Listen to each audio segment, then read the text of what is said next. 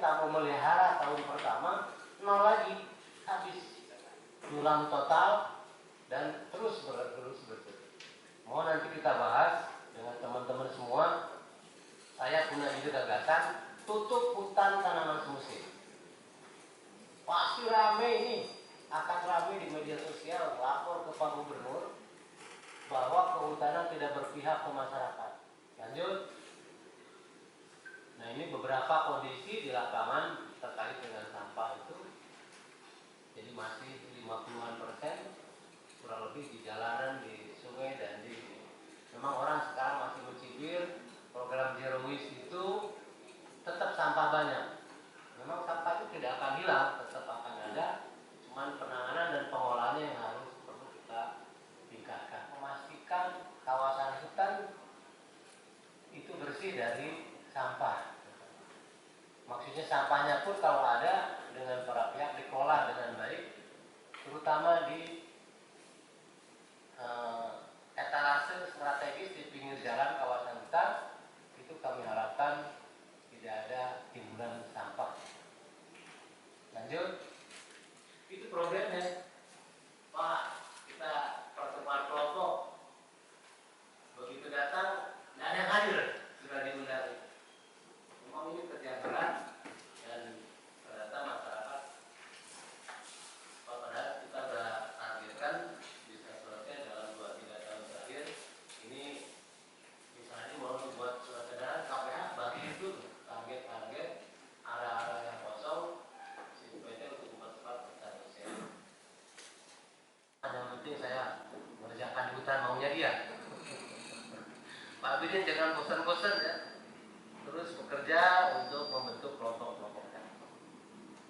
Kepastian pasar, nah kalau kayu putih jelas pasarnya. Jogja mau menerima perusahaan Pak Jimmy yang di Sanggar Agro yang berdampingan dengan TN Tamora itu, berapapun dia akan ambil. Kalau ada ledakan di 2000 hektar dia akan bangun pabrik. Sekarang aja udah rebutan ini kayu putih ini dirombok oleh 3 perusahaan plus KPAD di Barat. KPRD karena kalah Abayar, kita anggarannya sesuai dengan anggaran upah kerja, mereka perusahaan tidak kebagian, kecuali di area sendiri. Dulu bisa Inpansir jadi Barat itu kelompok tengah, karena perusahaan belum ada. Sekarang sudah ada 3 perusahaan penyuling kayu putih, sehingga rebutan. Terus umur setahun itu, umur 2 tahun kedua kayu itu sudah dipangkas sampai 1 kilo. Kalau tanamannya rapat, kami kata teman-teman 2.500 sudah 2,5 juta per hektar. Poro-poro kalau kita mau. Tahun kedua udah 2 kilo daunnya, tahun ketiga lebih 3 kilo, 4 kilo. Sampai di Jogja itu 1 pohon 20 kilo. 1 pohon 20 kilo, kalau 1.000 20.000, kalau 2.500 pohon 50 juta per hektar untuk petani. Nah, dinas kita nanti membangun pabrik-pabrik unit pengolahan seperti Jogja, nyuling kayu, nyuling minyak. Dari 1 ton itu dapat 350.000 rupiah. 1 liter itu 100 kilo. Dari 100 kilo 350.000, modalnya 100.000. Ini jelas 350.000 itu. Sehingga Jogja dari 4.500 13 miliar hektar daerah. NTB punya hutan 1.071.000. Kalah sama Jogja yang 4.000. Saya ulang-ulang ke teman-teman KPH yang belakang. Kalah sama Jogja, KPH-nya 14.000 hektar, ada kayu putihnya 4.500, PAD-nya 13 miliar. Belum ke masyarakat. Kita 1.071.000. Diambil yang hutan produksinya itu kita ada 400.000 kurang 3 hektar, 397.000 hektar hutan produksi. Itu aja dikelola kali 10 miliar setahun udah berapa tuh? Pertanian itu kalau bisa dorong ke hortikultura. Jawa Barat, Malang itu nama hortikultura, bisa di hutan. Lengkeng, duren apa? Musangking, syukur-syukur kan? Duren apukat, apa tuh? Rambutan, nangka, terus leci, celuring, macam segala macam. Kurangi bantuan jagung. Nah, ini juga berat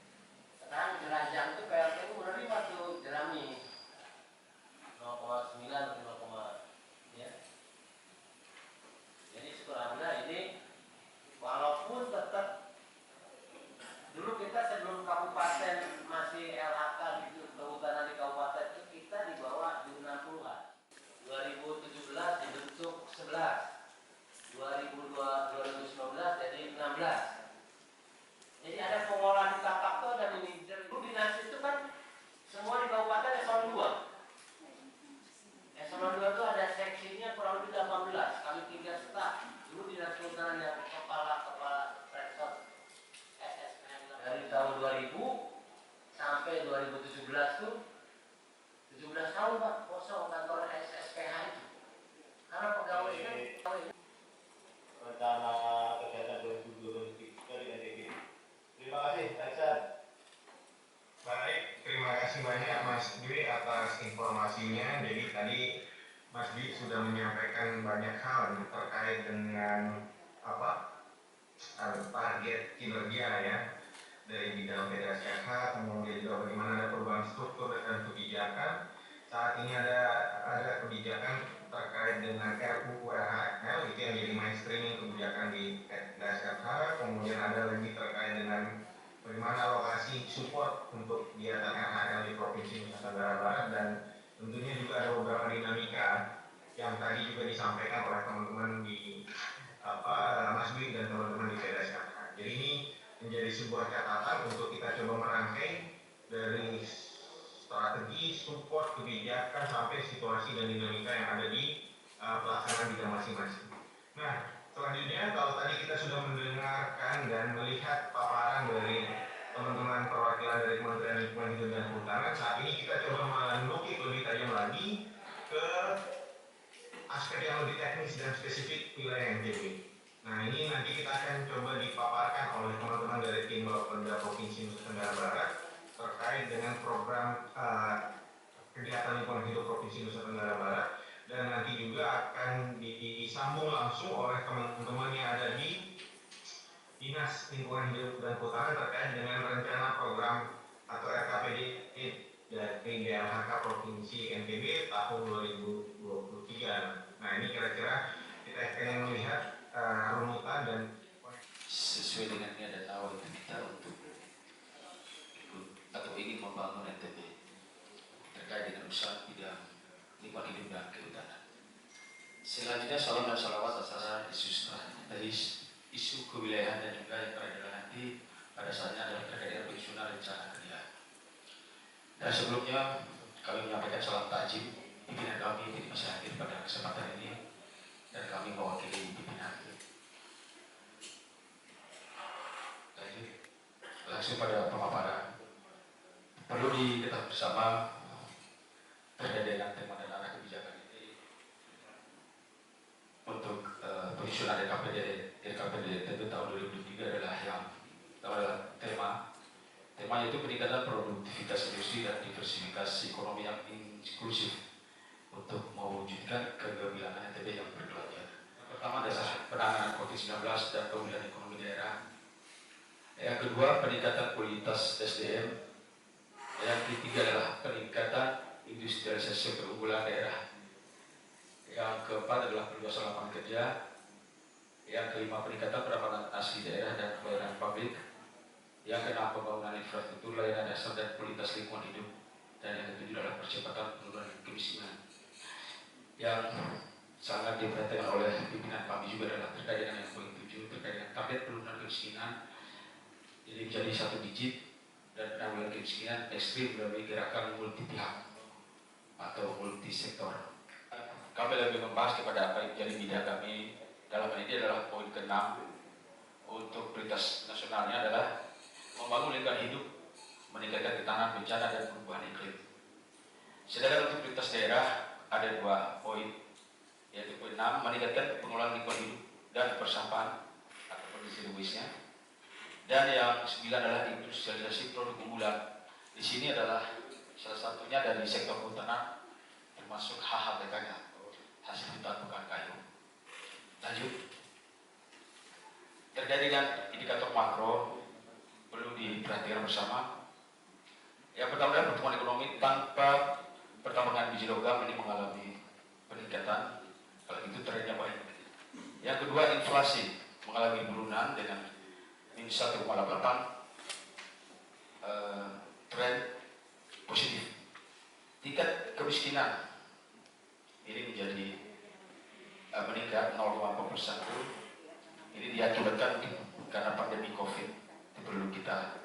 pahami bersama. Gini rasio terjadi peningkatan 0,031. Ini agak kurang, atau bahasa anunya trennya adalah turun. Indeks pembangunan manusia BPM mengalami penurunan, ini juga agak tidak baik. Yang keenam adalah tingkat pengangguran terbuka mengalami penurunan, jadi kalau trennya positif. Lanjut.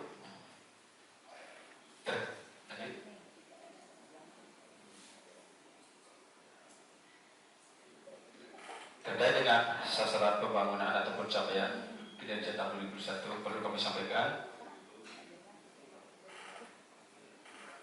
Lagi loading ya.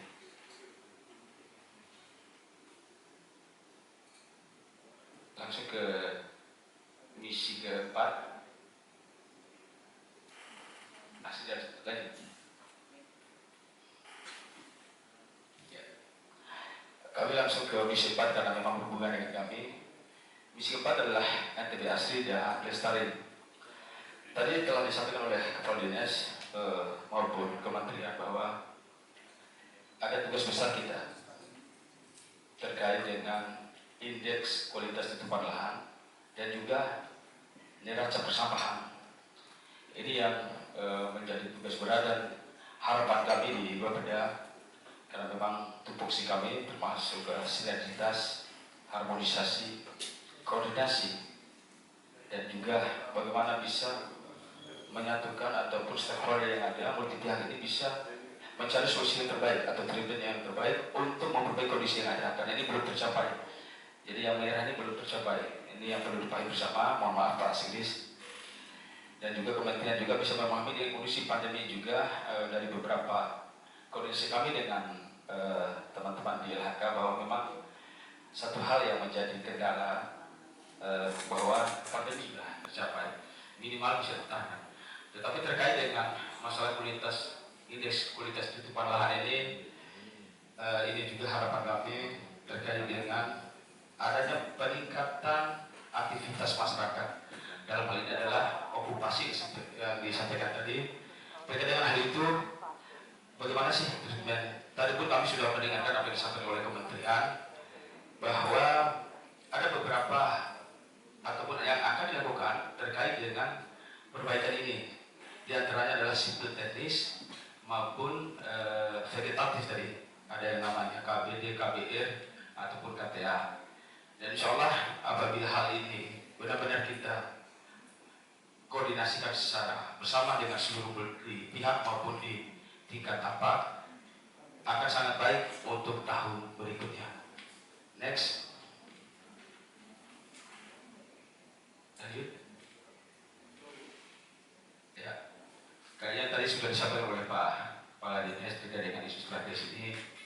3 isu strategi yang sangat atau perlu jadi perhatian terkait dengan okupasi, dan juga yang kedua adalah lahan itu yang belum direhabilitasi atau tertangani.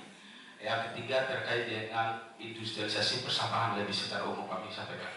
Jadi secara detailnya bahwa ini ada yang namanya penanganan, ada yang namanya pengurangan. Lanjut.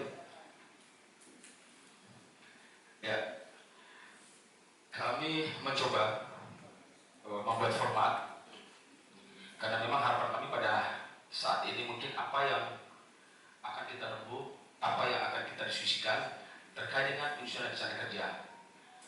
Jadi ini sangat perlu pada saatnya nanti, pada saat akhir dari acara ini sebelum kita mungkin bisa mendiskusikan biar kami juga di Bapeda memahami apa sih yang perlu kita lakukan bersama. Jadi diharapkan pada 3 isu strategi ini bisa kita tahu dan pahami, dan dengan apa ataupun bagaimana cara memperbaiki isu strategi yang tertuang tadi. Lebih dan kurang mohon maaf. Billahi taufiq wal hidayah. Wassalamualaikum warahmatullahi wabarakatuh.